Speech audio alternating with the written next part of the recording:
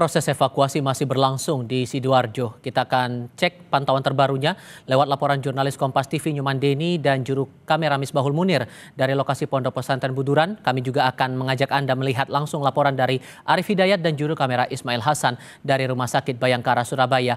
Saya mau ke Nyoman Deni dulu sekarang. Dengan keluarga berharap bahwa proses pencarian bisa berjalan dengan cepat. Apakah masih ada tantangan sendiri yang dihadapi tim SAR sampai dengan sekarang, Nyoman? Baik, selamat malam Tifal dan juga saudara.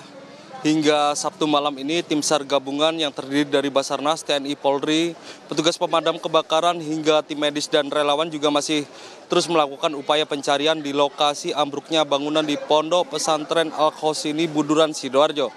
Dan pada Sabtu malam ini petugas masih melakukan atau fokus mengerjakan pembersihan puing-puing dan melakukan proses evakuasi terhadap korban yang ditemukan pada hari ini. Dan tercatat ada 3 korban meninggal dunia yang ditemukan pada hari Sabtu ini, yakni terdiri dari 2 orang meninggal dunia dan 1 yang ditemukan pada Sabtu petang sekitar pukul 17.30 waktu Indonesia Barat tadi, ditemukan berupa bagian tubuh atau body part.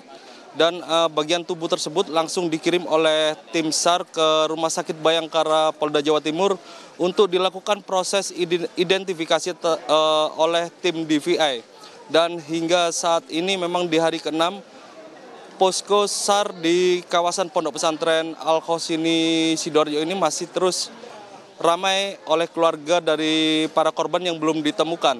Dan hingga malam ini juga sejumlah relawan juga masih terus berdatangan untuk membagikan bantuan sosial berupa makanan dan juga minuman. Dan tercatat memang masih ada sekitar 46 orang yang belum ditemukan dan total meninggal dunia yang telah dievakuasi yakni sekitar 17 orang, Tifal. Oke, dan saya melihat di belakang Anda tampak dari orang tua dan wali santri ini masih tetap menanti kepastian kabar apapun itu yang telah didapatkan temuannya sejauh ini oleh tim SAR. Adakah aspirasi lain yang disampaikan oleh pihak keluarga atau wali santri ini kepada tim SAR? Mengingat prosesnya masih berjalan dan rasanya tantangan masih terus dihadapi sampai sejauh ini. Baik, hingga malam ini proses evakuasi atau upaya pencarian dilakukan di lokasi kejadian masih dilakukan oleh tim SAR gabungan yang terdiri dari Basarnas, TNI, Polri, relawan dan pemadam kebakaran hingga tim medis dikerahkan.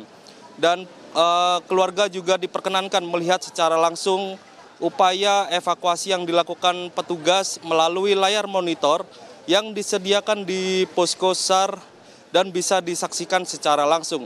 Dan hingga malam ini memang sejumlah keluarga masih bertahan di sini untuk mencari informasi terbaru terkait proses upaya evakuasi atau upaya pencarian yang dilakukan tim SAR pada hari Sabtu malam. Tifal. Itu di lokasi kejadian ya, dan keluarga, orang tua, wali santri ini berharap ada kabar terbaru terkecuali untuk keluarga dan wali santri yang berada di Rumah Sakit Bayangkara Surabaya. Saya ke Arif sekarang. Adakah hal-hal yang menjadi tantangan di sini dalam proses identifikasi pada korban meninggal sampai dengan sekarang ini, Arif?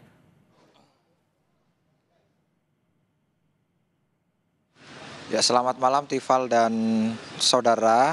Di hari ke-6 proses pencarian dan evakuasi korban runtuhnya bangunan Pondok Pesantren Al-Khosini Buduran Sidoarjo ini, Rumah Sakit Bayangkara Polda Jawa Timur di Surabaya ini pada sore dan petang tadi telah menerima 3 kantong jenazah yang ditemukan pada hari ini. Dengan bertambahnya 3 kantong jenazah ini, total ada 12 jenazah yang saat ini dalam proses identifikasi oleh petugas DVI Rumah Sakit Bayangkara Polda Jawa Timur. Petugas sejauh ini mengalami kendala, yakni kendalanya adalah selain busana yang dikenakan oleh para korban ini sama begitu, kondisi sidik jari yang sudah mulai rusak serta para korban yang berada di usia rentang antara 12 hingga 16 tahun ini belum melakukan perekaman EKTP. Sejumlah keluarga saat ini juga sudah mulai menunggu proses identifikasi ini di tenda krisis center yang disiapkan di Rumah Sakit Bayangkara Polda Jawa Timur. Hal ini untuk memudahkan petugas ketika sewaktu-waktu wali santri atau keluarga korban ini memiliki dokumen tambahan yang bisa diserahkan kepada pos antemortem, begitu, Tifal. Sehingga dengan kondisi dan tantangan seperti itu, apa yang kira-kira disampaikan pihak DVI kepada keluarga ataupun juga orang tua wali santri ini untuk bisa mempermudah proses identifikasi ini?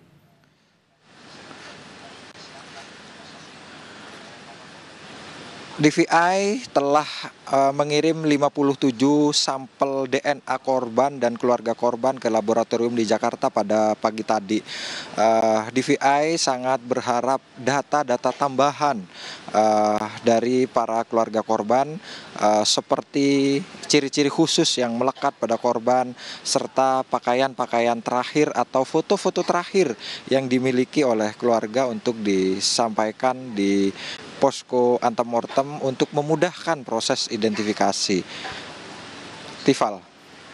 Arif Hidayat dan juru kamera Ismail Hasan melaporkan langsung dari Rumah Sakit Bayangkara Surabaya. Sebelumnya ada Nyumandeni dan Misbahul Munir melaporkan langsung dari Pondok Pesantren Buturan. Kawan-kawan, terima kasih.